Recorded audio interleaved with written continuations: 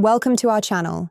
If you have foreign bank accounts and need to report them to the US government, follow the step-by-step instructions to file your FBAR correctly and avoid serious penalties. Step 1. Determine if you must file an FBAR. You're required if you had a financial interest in or signature authority over foreign accounts, with an aggregate maximum value exceeding $10,000 at any time during the year.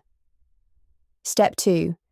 Calculate the maximum aggregate value by adding up the highest balances in all your foreign accounts during the year, even if they didn't all reach their peaks on the same day. Step 3. Identify all foreign accounts that must be reported, including bank accounts, brokerage accounts, mutual funds, and other financial accounts held outside the United States. Step 4. Gather account information including financial institution name, address, account number, and maximum account value during the calendar year converted to US dollars.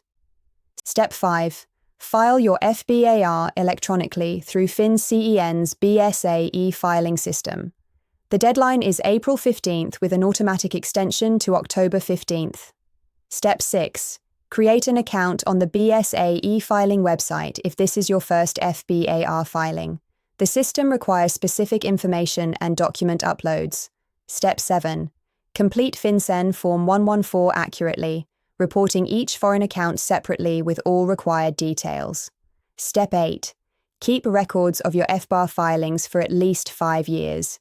Be aware that willful failure to file can result in penalties up to 50% of the account balance or criminal prosecution.